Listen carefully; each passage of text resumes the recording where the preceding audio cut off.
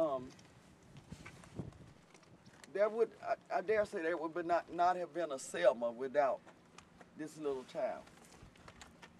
In February of 1965, there was a demonstration here. A man named James Orange, Reverend James Orange, organized students, much like yourselves, because it was easier for him to organize the students because their parents worked for the people who were trying to get us the right to vote. Makes sense? So approximately 600 of them marched on their courthouse. Of course, they couldn't register to vote. The youth message was, when we would march, would be to let our parents register. We want our parents to register so they could vote for us until we could vote for ourselves, right? Well, they arrested all of them. Reverend Orange himself told me that about 3 o'clock that day, a state trooper came into the area where they was housed with a rope. On the end of this rope was tied a noose. He threw it over the top of Reverend Orange's cell. Reverend Orange said he had to sit there all day with that noose swinging in his face, knowing it may be his last day on earth. A mass meeting was being held approximately 2 blocks from the jail.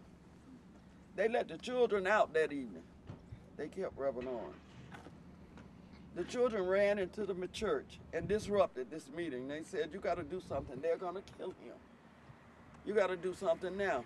The people in the church decided they would march down to that courthouse and walk around it all night long, to that jail, I'm sorry, and walk around it all night long in hopes that their mere presence would save this man's life. When they left the church, they were attacked and brutally beaten by law enforcement officers. A young man named Jimmy Lee Jackson emerged from the church just in time to see a state trooper beating his grandfather, his 82-year-old grandfather. Jimmy ran over and pleaded with that trooper, please don't beat my grandfather, he's an old man. Take him to jail if he's done something wrong. Jimmy's mother saw them beating her father too, and she ran over. And as she approached, that trooper raised his billy club to hit Jimmy's mama. And Jimmy did what I would have done, stuck up his hand to take the blow to keep him from hitting his mother. That trooper drew his gun and he shot him. Jimmy died 8 days later in Selma at Good Samaritan Hospital. It was then that the leaders decided they would walk from Selma to Montgomery. One to protest this young man's senseless death. The other was to demand the right to vote from our then Governor George Wallace. So we're going to load back up and get in that van, get in these things, and we're going to find that courthouse and we're going to walk in those footprints. Because I think you guys can feel those footprints, don't you?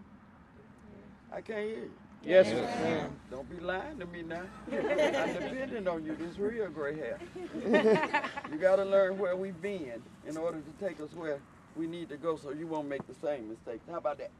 Sounds good. You agree? Yeah. Put your little butt on that van. Carter's had a lunch counter in the 60s and prior. And remember, I grew up doing segregation. My grandmother used to tell me I couldn't sit at the lunch counter. So I said, Grandma, I want to sit at the lunch counter. All the white kids sitting up there, you know, and they were my age too. It wasn't like it was just for adults. I could understand. I could have understood it better if it was just adults sitting there. But you had the children sitting there. And I used to ask Grandma, I said, Grandma, I want to sit up there. And she said, no, you can't sit there. Because colored children can't sit at the lunch counter. That's what they called us then. Colored children.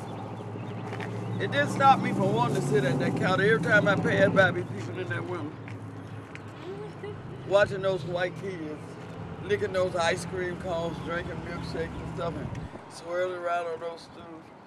And I want to do that, but Grandma said I couldn't. So, why are the Concordia students walking on? They need to go back to campus. Oh, okay. Yeah.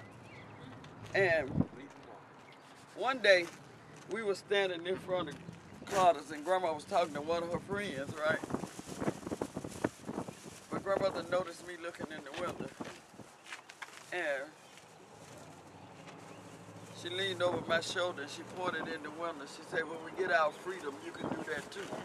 Because I thought they were stupid when they were talking about getting freedom. Because my teacher had already told me Abraham Lincoln freed the slave. Obviously, I was the smartest person in that room, right? So, but I understood at that moment that the freedom that they were trying to get was a different freedom than the one Abraham Lincoln had given us. Abraham Lincoln had given this freedom where we wouldn't be on the plantation. You know, as a child, you associate things like that. But the freedom that Grandma and the rest of the adults were fighting for was the good freedom. The freedom that would allow me to sit at that lunch counter. I started going to the meetings of SNCC with my sisters did. Yeah. So I became a freedom fighter that day because I wanted to sit at that counter. And how about, there was a small riot here in Carter's drugstore. Some high school students, males, decided to integrate that counter. And they went and sat. And of course, they called the police. Now here in the South, and I don't know, I guess everywhere else, the sheriff only has jurisdiction around the courthouse within the city limits. Soon as you cross that bridge, the moment you get to the bottom of that bridge where they beat us at, that's the sheriff's jurisdiction. Because it's considered the county, okay? They called the police on the young men and the sheriff's posse came. Not the local police, the sheriff's posse. And one of the things they used to try to teach us is how to react when the policemen attack you. So we knew for sure that they were going to use cattle prodders. Everybody know what a cattle prodder is? What do they call them now? Tasers, stun gun, or whatever. Well, they had the ones that looked like billy clubs, and they would stick it to you. And usually, it hurt so bad you reacted. But this particular time, he walks up and he sticks the billy club to one of the young men, and they did not react at all. So he thought something was wrong with it, so he hits it to make sure the batteries are doing, and he sticks him again. Young man still didn't react. So he shook it up, took the batteries out, put it back in there, and then he did himself. And it blew his behind way over there. But of course, the other policemen thought that the young man had hit him. And they started to beat people. And the young man fought back. They tore the store up, okay? But Dr. Carter, who owned the store, knew that this change was coming. So it was, he just didn't want Negroes at his counter, so he didn't put it back in. It was horrible. Now, 2 days later, Dr. King came back. Dr. King was not here on what is now turned Bloody Sunday. He organized us again, and we did another march led by Dr. King and Dr. Abernathy. When I crested that bridge this time and saw those policemen, I didn't want no more freedom. The price of this freedom was just too much for this 11-year-old. I didn't want to play no more. It wasn't fun. Those same policemen were there, standing waiting to beat us again. I tried to go back. Belinda and her friend held my hands and he said, it's going to be all right. It's going to be all right. They're not going to beat Dr. King. After coaxing, I went, but I was afraid. I was scared. I didn't want to play no more.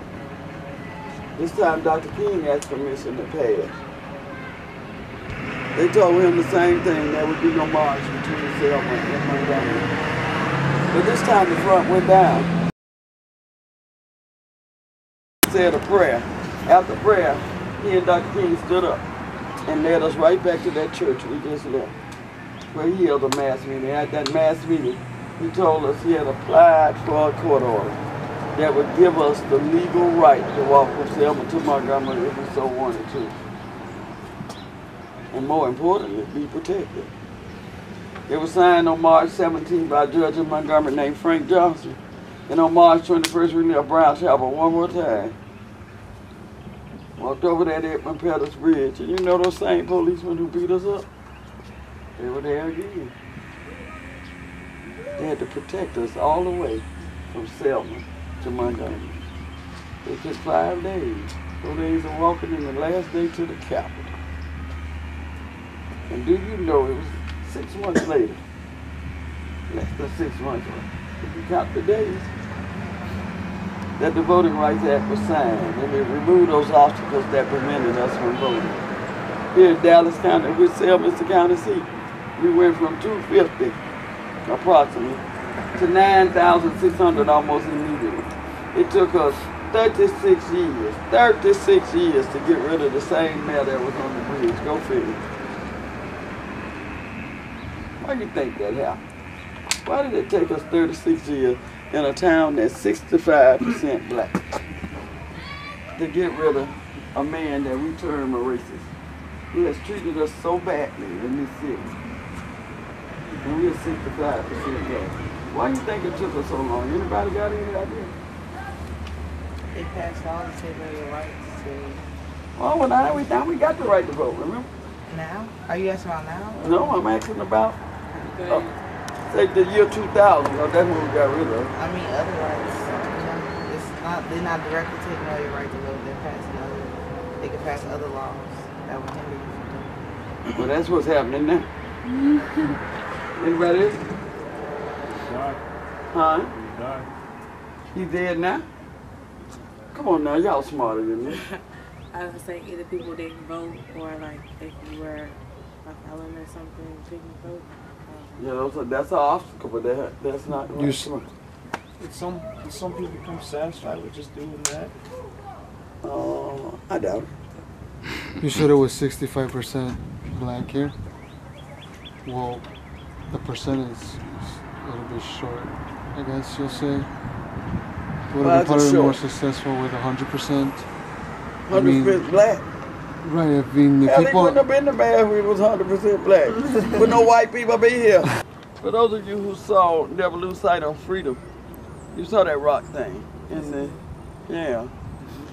This is the actual spot where we gathered on March 7th, 1965, proud of walking right out through there, up to that bridge to be beat. You're holding history in your hand. Must be special, look, girl. Your rock feel dirty? Come here, let me see your rock. You be walking up here like you grown. She look like she got John Lewis's rock. You know John Lewis? Show him the rock. John Lewis stood on that rock. He led us through there. He was the president of SNCC at that time. And Hosea Williams was representing the old folks organization, Southern Christian Leadership Conference. And look at you holding that history in your hand. Come here, little girl, because I look. And you look at me and you understand this. Just because you got my rock, don't mean you get any special privilege. I'ma dog your little butt out just like I do the rest of it. Is that clear? I stood on this rock on this cement in 1965 and followed John Lewis and Hosea up to that bridge. I felt it was important that you hold that history in your hand. Then you connect. I could have left from out there. I had to fight to keep this cement. You see, I lost most of it. It used to go all the way up to the building, all over there. Tens of thousands of children over the last 20 years have come by and held that history in their hand. You know, I think it's very important that we start to preserve our own history because you have no connection, particularly African American children. You have no connection to the past. That's not your fault. It's because of our slavery. To me, our slavery was the most insidious of all kind. Everything was taken from us. Everything. Most races throughout the United States, most ethnic groups throughout the United States have been enslaved, throughout the world, have been enslaved at one point or another. Am I right? But ours had to be the worst. Period. Nothing. Can you imagine arriving on these shores, and you don't understand a darn thing people are telling you, but they're yelling at you and angry. You're trying to do what they tell you to do, but you don't understand. And then your name is Kofi, and they name you Toby. And you're supposed to answer to that. That is your new name. Your name's been taken away from you. So when we look back at the past, it's painful. It hurts. And we don't want to look back at the past. So we like glitz and glamour. We like new stuff. New stuff. So we continually tear down our history and renew it. Renew some new stuff out here. Now if I had stood there, would it have been different? Yeah. Because you know that obviously it wasn't there in 65, don't you? Mm-hmm. But this was. And you're holding that history in your hand. We have to learn to preserve our own history. And we also have to be the ones to tell our history. We have to be guardians of it to make sure it's accurate. Otherwise you grow up thinking Dr. King was here every day telling us what to do. And that this phenomenal change happened from January of 1965 to August. For Negroes in America, that ain't gonna happen in this century, that we can have change in that short amount of time. It just won't happen. So we gotta be guardians of it. For those of you who saw that film, know the drill. You can either keep that rock and take it back down there with you, or you can throw it down.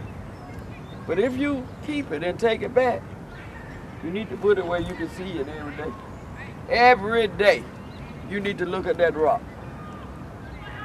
Because when you see injustice committed against anyone, no matter who it is, and you feel like you can't do anything, go pick up that rock and hold it in your hand and take from it the strength of the ordinary people.